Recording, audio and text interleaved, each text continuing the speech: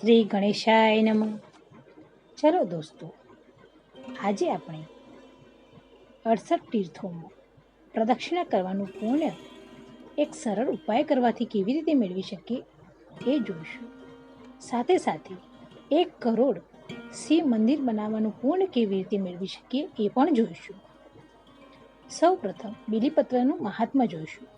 બીલીનું ઝાડ મહાદેવ સ્વરૂપ છે.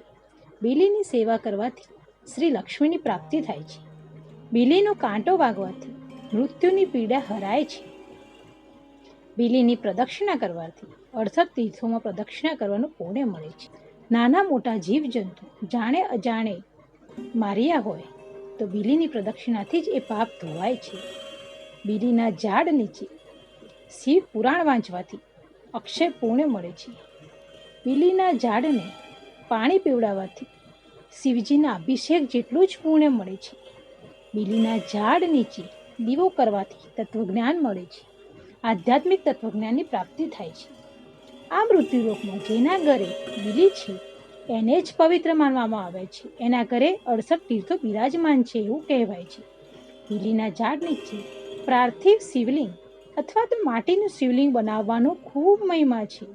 બીલીના ઝાડની નીચે જે ઓમ નમઃ શિવાય મહામંત્રની માળા કરે છે તો જેટલા બીલીના પાન છે એટલા પાન મહાદેવને ચડાયા હોય એટલું પુણ્ય મળે છે.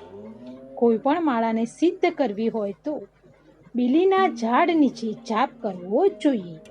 શિવાલયમાં જાપ થતા હોય તો પણ 3 વાર તો બીલીના ઝાડ નીચે જાપ કરવો જ જોઈએ. બીલીનું જંગલ જે લોકો બનાવે છે એમને ભવોભવ શ્રી એટલે કે લક્ષ્મીની પ્રાપ્તિ થાય છે. બીલીના ઝાડને સ્પર્શ કરવાથી અઘોર પાપોમાંથી મુક્તિ મળે છે. બીલીના ઝાડના પાન એ જ તોડી શકે જેને વાવ્યું છે, જેને ઉછેર્યું હોય એને પણ તોડવાનો અધિકાર નથી એવું શિવ રહસ્યમાં કહેવાયું છે. જે વાવે એ જ તોડે. જે દિવસે જીવજંતુને માર્યા હોય એ દિવસે બીલીને 108 પ્રદક્ષિણા કરવાથી એ પાપોથી મુક્ત થવાય છે. બીલીનું ઝાડ એ મહાદેવ સ્વરૂપ હોવાથી દર્શન કરવાથી એ દિવસના પાપ ધોવાઈ જાય છે. જેને આ ધરતી પર બીલી વાવ્યા છે એમને મહાદેવની દુનિયામાં વિશ્વ કલ્યાણનું કામ કર્યું છે અને વિશ્વ કલ્યાણ એ જ શિવનો સંકલ્પ છે. જેથી એ જીવને શિવ પદની પ્રાપ્તિ થાય છે. બીલીના ઝાડ નીચે શિવ ભક્તોને જમાડવાથી દરિદ્રતાનો નાશ થાય છે એટલે કે ગરીબીનો નાશ થાય છે. બીલીના ઝાડ નીચે સુવાથી કાલ રાત્રિ સુધરે છે. બીલીના ઝાડ નીચે ભોજન કરવાથી કાં તો કરાવવાથી 68 તીર્થોમાં ભોજન કરવાનું પુણ્ય મળે છે. જે લોકો જ્યોતિર્લિંગની યાત્રા કરવામાં જેવા કે વૃદ્ધ લોકો અસફળ હોય એ જીવો બીલીનો આશ્રય લેવો જોઈએ. અને જે ઘરની બીલીની છાયા નીચે હોય તે ઘર નથી રહેતું, તીર્થ બની જાય છે. જે જીવનું ખાવું પીવું સૂવું બીલી નીચે રાખવા માત્રથી તીર્થોનું પુણ્ય મળે છે. અરે દેવતાઓ પણ બીલીના ઝાડની સ્તુતિ કરે છે.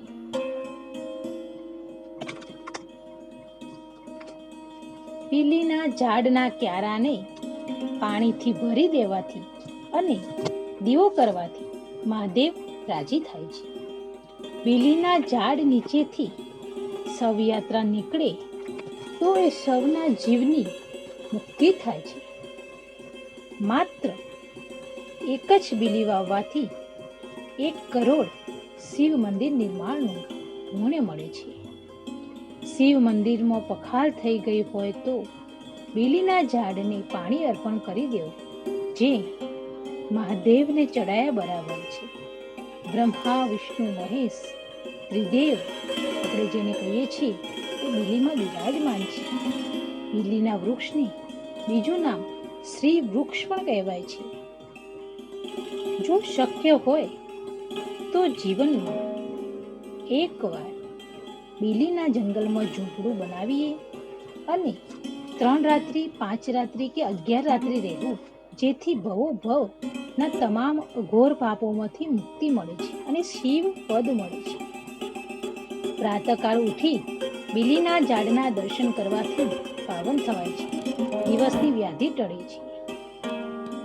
બીલીના પાન મહાદેવને જ્યારે શિવ મંદિરમાં અર્પણ કરીએ ત્યારે આ શ્લોક જરૂરથી બોલો. ત્રિદલમ ત્રિગુણાકારમ ત્રિનેત્રમ ચ ત્રયાયુધમ ત્રિજન્મ પાપ સંહારમ એક બિલ્વપત્ર શિવાર્પણ. એમ બીજું બિલ્વપત્ર ચડાવીએ ત્યારે ત્રિદલમ ત્રિગુણાકારમ ત્રિનેત્રમ ચ ત્રયાયુધમ ત્રિજન્મ પાપ સંહારમ 2 બિલ્વપત્ર શિવાર્પણ. એમ શ્લોક બોલતા મહાદેવને બિલ્વપત્ર ચડાવતા જઈએ અને મહાદેવને બિલ્વપત્ર ચડાવવાથી 3 જન્મના પાપોનો સંહાર થાય છે. મારો આ વિડીયો તમને પસંદ આવ્યો હોય તો લાઈક કરજો, શેર કરજો. ઓમ નમઃ શિવાય. ઓમ નમઃ શિવાય. નમઃ શિવાય.